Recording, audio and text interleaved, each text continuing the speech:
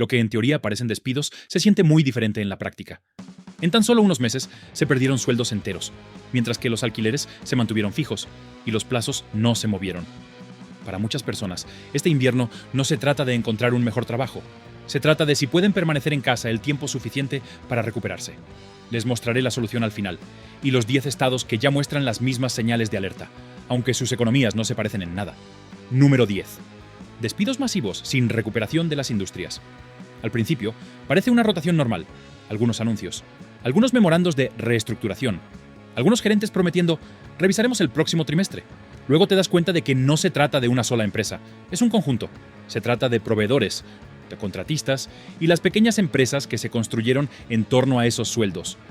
Para cuando las familias se dan cuenta, los trabajos de recuperación no existen o no son suficientes para cubrir los costos fijos que nunca se detuvieron. Esto se observa en lugares con economías diferentes, lo que dificulta descartarlo como un problema aislado. En California, los altos recortes salariales chocan con los precios de vivienda que penalizan incluso las brechas de trabajo cortas. En el estado de Washington, el efecto dominó afecta a los servicios de apoyo que nunca llegan a los titulares sobre despidos, pero que aún así alimentan a las familias. En Texas, la historia suele parecerse a recortes de eficiencia y contracción administrativa, pero el resultado es el mismo. Personas obligadas a aceptar trabajos temporales que no pueden afrontar los costos mensuales fijos.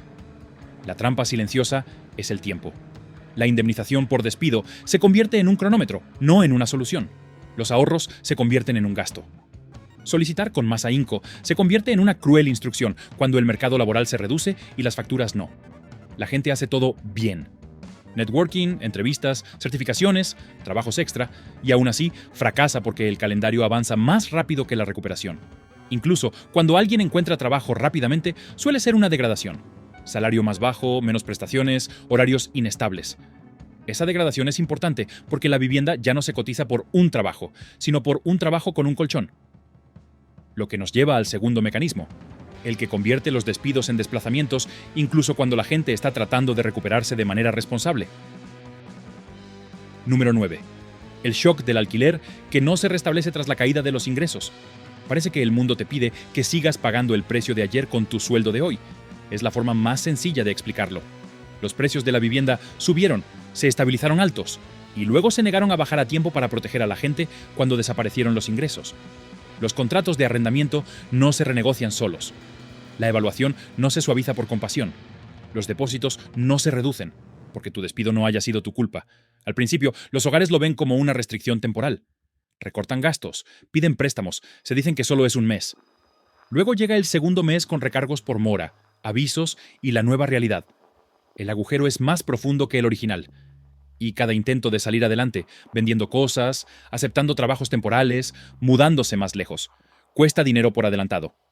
Esta presión afecta con mayor fuerza a los estados donde la inflación de los alquileres alcanzó un nuevo nivel. Florida tiene mercados donde los alquileres se mantuvieron elevados, mientras que los salarios no, lo que convirtió la pérdida de empleos en un reloj de desalojo. Arizona experimentó un crecimiento que impulsó los alquileres al alza, y ahora los requisitos de entrada penalizan cualquier interrupción. Nevada tiene zonas donde los costos de la vivienda se mantienen estables incluso con recortes de horas. Colorado tiene zonas donde asequible sigue significando inalcanzable en cuanto bajan los ingresos. El consejo que dan, mudarse a un lugar más barato, rara vez refleja lo que cuesta mudarse sin Blanca. Gastos de solicitud, depósitos de seguridad, alquiler de camionetas, almacenamiento, gasolina, cuidado de niños, ausencias al trabajo. Y la cruel sorpresa. Muchos arrendadores exigen ingresos que multiplican por mucho el alquiler, incluso si se tienen ahorros. Así que una persona puede tener dinero durante 3 meses y aún así ser rechazada porque sus ingresos no se ajustan a una fórmula. También existe una barrera más reciente que la gente no anticipa, la selección automatizada. A los algoritmos no les importa que hayas perdido tu trabajo en una ola más amplia, les importa que tus recibos de sueldo hayan cambiado. Señalan el riesgo. Y el riesgo se convierte en rechazo. Se les dice a las personas que sigan solicitando, pero cada tarifa de solicitud agota lo poco que les queda. Una vez que el alquiler se vuelve impagable, la gente asume que el proceso legal será lo suficientemente lento como para ganar tiempo. El tercer mecanismo es que el proceso legal suele estar diseñado para ser rápido. Número 8. Los tribunales de desalojo procesan el desplazamiento a gran velocidad. La mayoría de las personas no pierden su vivienda en un momento dramático. La pierden en una serie de trámites que no comprenden del todo hasta el último día. Llega un aviso, se programa una fecha, se celebra una audiencia mientras aún intentan conservar o reemplazar un trabajo. El sistema se presenta como justo porque incluye pasos, pero estos pasos presuponen estabilidad, transporte y tiempo libre, precisamente lo que los despidos destruyen primero. Tras 2 frases, el patrón ya es visible. El proceso avanza rápido para quien lo hace a diario y lento para quien ya está en crisis. No es que todos los jueces sean crueles, es que la máquina está diseñada para el rendimiento y este favorece a quien cuenta con un abogado, registros y rutina. En algunos estados, el proceso es tan eficiente que parece un proceso de gobernanza hasta que se ve a quién beneficia. Georgia tiene jurisdicciones donde los trámites se procesan con rapidez y una falta de comparecencia puede dar por concluido un caso incluso antes de que el inquilino hable. Texas suele funcionar con plazos ajustados que hacen que la opción de solo presentarse y explicar sea poco realista para los trabajadores que hacen malabarismos entre entrevistas y turnos temporales.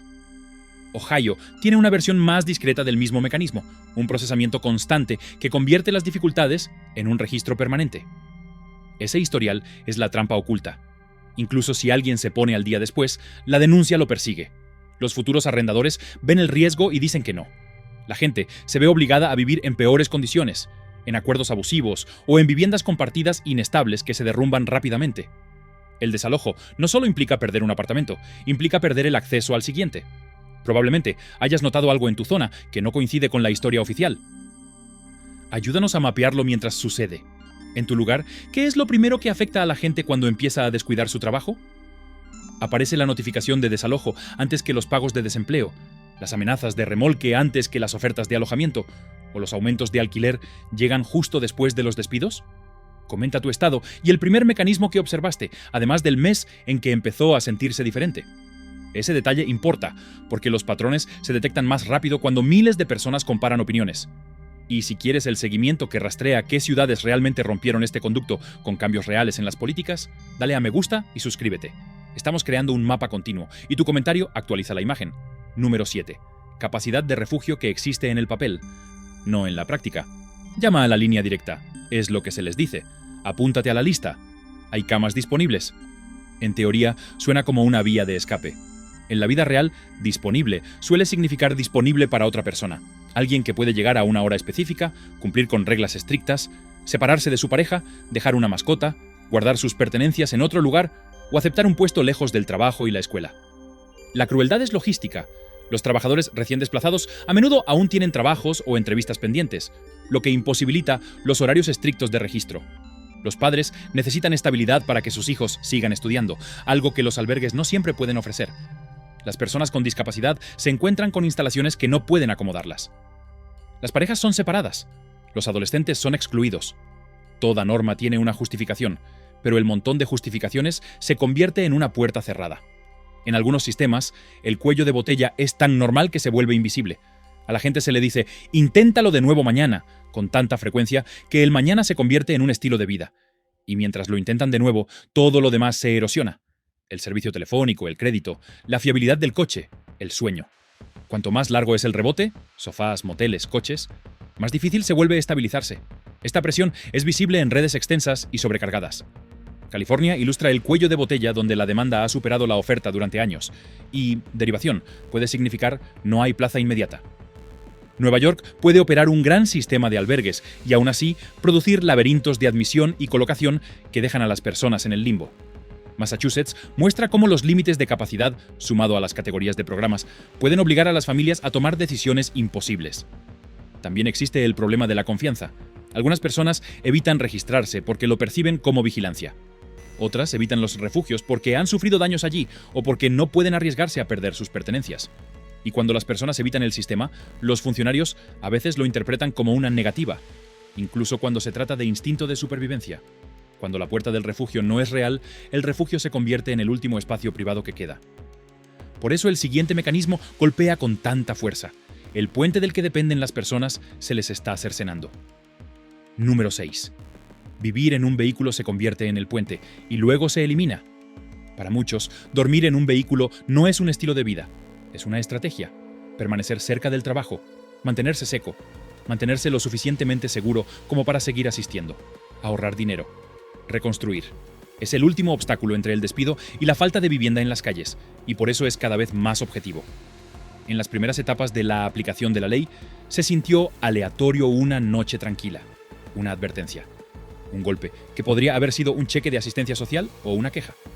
Entonces el patrón se consolida en reglas, límites de tiempo, umbrales de queja, indicadores de habitabilidad, requisitos de registro, elegibilidad para remolque por multas impagas o problemas menores con el vehículo. Vivir se convierte en un rompecabezas de cumplimiento que se espera que resuelvas mientras estás exhausto. La gente se adapta y esa es la tragedia. Aprenden a rotar lugares, aprenden a esconder la ropa de cama, aprenden a mantener las ventanas despejadas, a parecer que recién aparcados, a desaparecer. Pero desaparecer requiere esfuerzo, requiere energía, requiere capacidad mental. Y cuanta más energía se invierte en mantener la legalidad, menos energía queda para estabilizarse. Esto se observa en lugares con diferentes climas y políticas, razón por la cual se propaga. En Colorado, rotar el estacionamiento para evitar multas puede consumir combustible que la gente no puede permitirse, especialmente durante las olas de frío. En Arizona, la visibilidad en sí misma puede convertirse en el detonante, y la estrategia más segura es ser invisible, una instrucción imposible cuando se vive dentro del vehículo. En el estado de Washington, la presión de los residentes puede combinarse con patrones de patrullaje que hacen que quedarse en el mismo lugar parezca una cuenta regresiva. En California, el panorama es complejo, pero en muchas zonas la realidad es el movimiento y el riesgo constantes.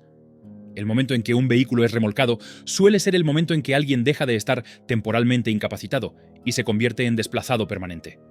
No se trata solo de perder el transporte. Se pierde el alojamiento, las pertenencias, los medicamentos, las herramientas de trabajo y la posibilidad de asistir a las entrevistas. Los gastos de recuperación se acumulan a diario. Una persona que podría haberse recuperado en un mes no puede recuperarse en absoluto. Y aquí es donde los espectadores suelen empezar a pedir soluciones, porque la caída parece artificial. El siguiente mecanismo explica por qué parece que la ayuda llega después del daño. El sistema de prestaciones, que se supone que debe ayudar a la gente, a menudo no puede igualar la velocidad del alquiler. Número 5. Sistemas de desempleo que colapsan bajo el volumen y la complejidad.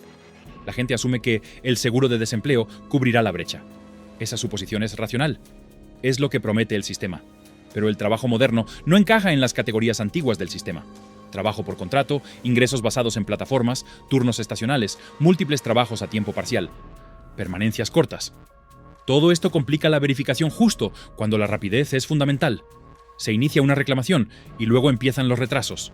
Verificaciones de identidad, solicitudes de documentos, estados pendientes, líneas telefónicas que nunca se conectan, portales en línea que se bloquean.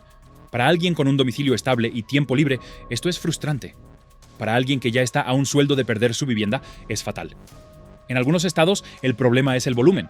En otros, la fricción. En muchos, son ambos a la vez.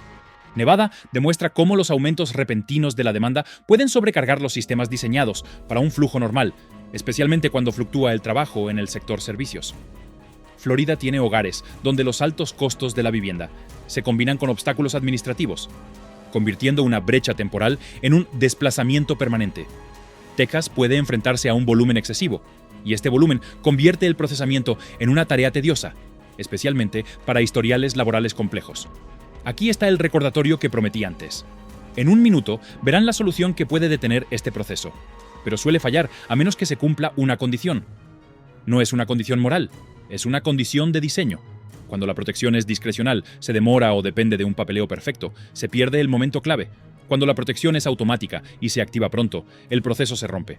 Mientras la gente espera, hace lo que exige la supervivencia.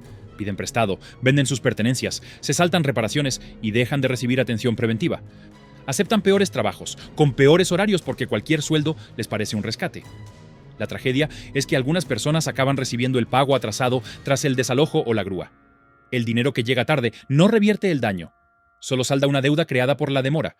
Cuando los ingresos se vuelven inestables, suele sobrevenir otra pérdida en cuestión de semanas, la atención médica. Esa pérdida acelera la caída más rápido de lo que la mayoría de la gente espera. Número 4. La pérdida de la atención médica convierte los despidos en desplazamiento médico. Los costos más peligrosos son aquellos que a primera vista no parecen estar relacionados. Si pierdes el trabajo, el seguro desaparece. Si no tomas la medicación, la condición empeora. Si faltas al trabajo, los ingresos vuelven a bajar. Si te atrasas en el pago de la renta, el alquiler se vuelve impagable. El círculo se estrecha silenciosamente hasta que la persona no puede salir. No se trata solo de emergencias dramáticas. Se trata de una realidad crónica.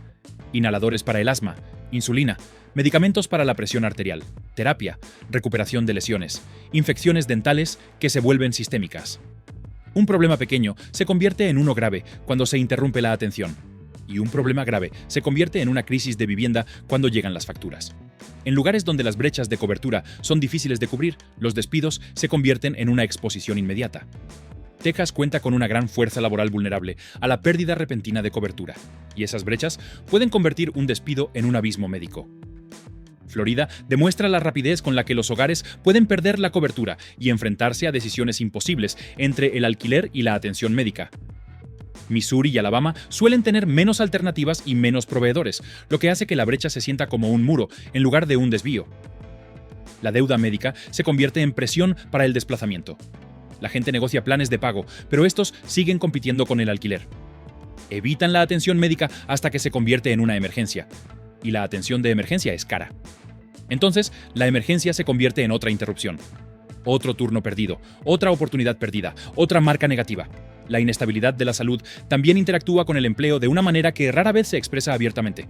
La búsqueda de empleo premia la energía y la presentación. Cuando alguien está enfermo, con falta de sueño y estresado, sus entrevistas son peores. Pierde llamadas, pierde oportunidades. No es falta de esfuerzo, es que el cuerpo ahora forma parte de la ecuación económica. A medida que la salud se desestabiliza, las familias empiezan a tomar decisiones que ninguna familia debería tener que tomar.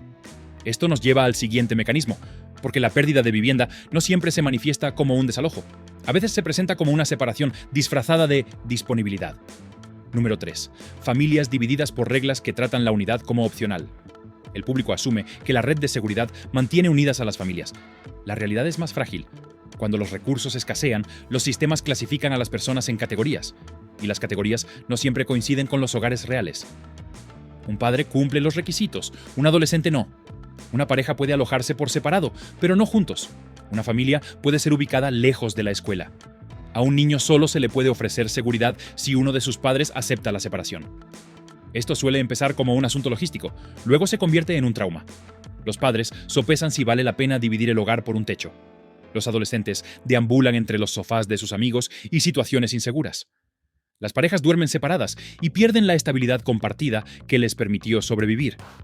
Y todo esto ocurre mientras las personas intentan conservar sus trabajos, mantener a sus hijos escolarizados y mantener sus rutinas intactas. En algunos lugares, el mecanismo se esconde tras la burocracia. A una familia se le dice que aproveche lo que tenga disponible hoy y que abogue por una reasignación más adelante. El más adelante rara vez llega.